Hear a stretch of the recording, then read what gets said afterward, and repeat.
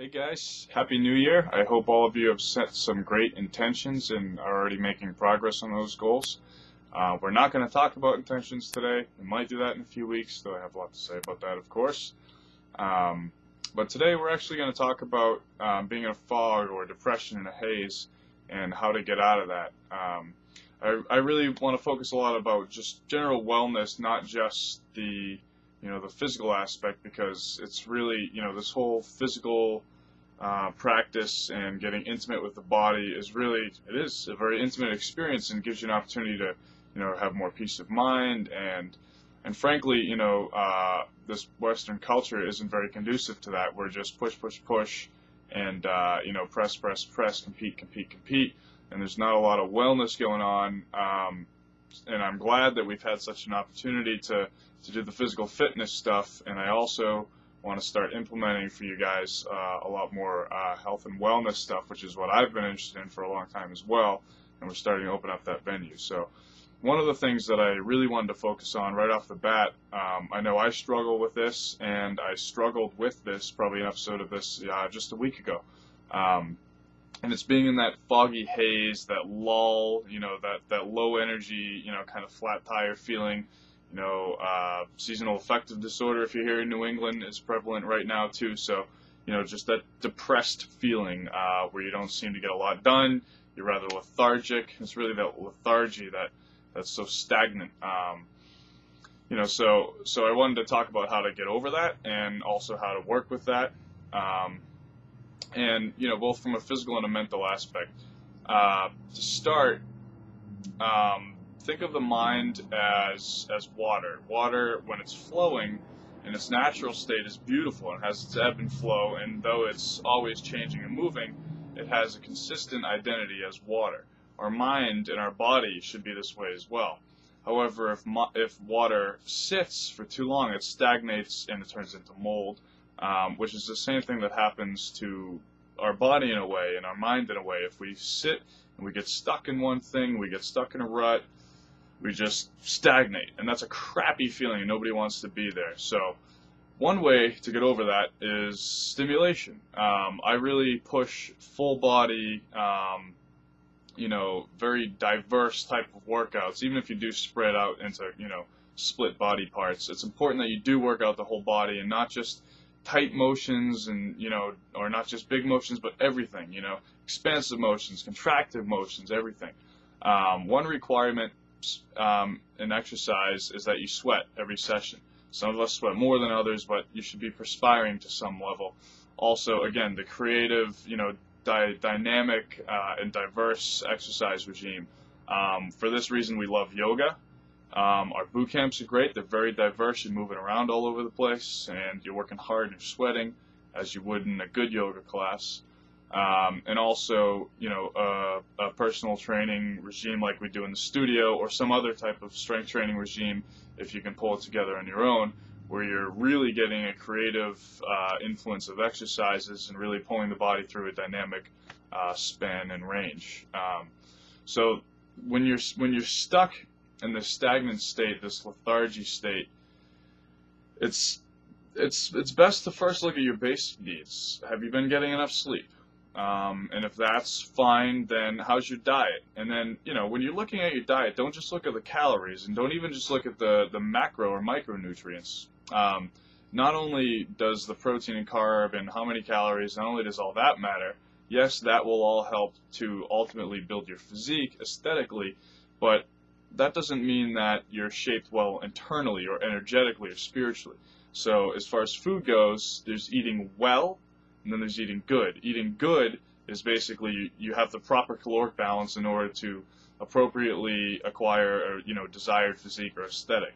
And then there is the eating well, which is that you're eating true to your karma, meaning if you don't like injuring chickens or meat, cows, whatever, then you're doing the vegetarian thing. Or if you are not doing the vegetarian thing, are you at least conscious about what type of lifestyle you're allowing these, that you're basically supporting the farmers or producers to have of these for these cows and these chickens. You know, a lot of these non-certified organic stuff, if they're not certified organic, or you know, some of those other labels in that realm, you know, you might be dealing with chickens who are, you know, side by side, 1,000 in a room that should fit 10 side by side, debeaked so they can't hurt each other, and they're just, you know, crapping all over each other. It's a really crappy environment. I mean, imagine that you're in a room with 1,000 people where there's, or you know, maybe 100 people where there should be 10, and you're congested, and you're shoulder to shoulder, and you have to live like this your whole life, and your arms ripped off so you can't even hit the people who you're so pissed off at from being around.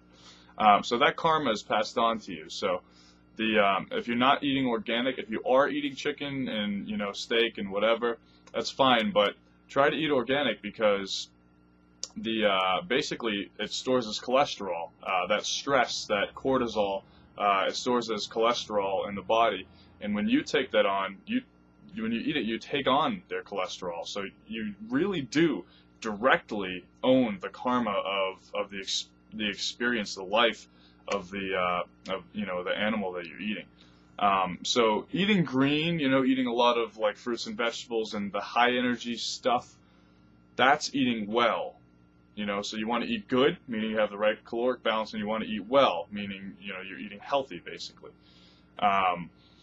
You know, you could, of course, achieve the caloric balance and still not be healthy and eating well. So try to achieve both.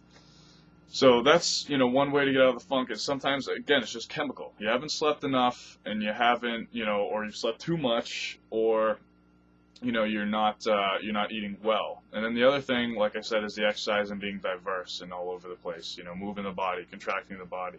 It could still be organized, but it should have some, you know, some really diverse movements.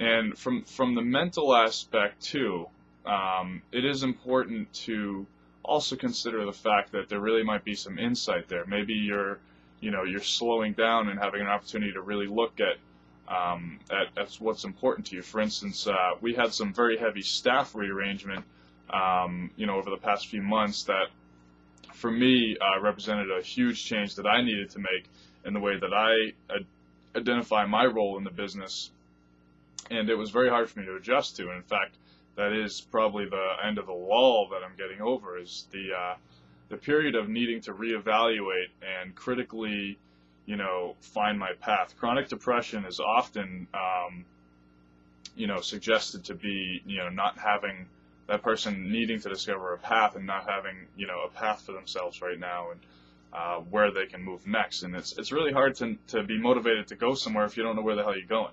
So having a path is very important. So if you're really in a lull, you can sometimes, you know, overexercise or overwork or whatever, and try to stimulate yourself, but then end up really, you know, just practicing aversion. In other words, you're running from the true problem, which is you might need to look at your path. So you know, chemically, the way to get out of this funk is the physical stuff, and you know, the eating well and the sleeping well. But you know, mentally, you also want to look at, is there something I need to look at here? Is there really, you know, something else going on underneath here that I'm hiding from?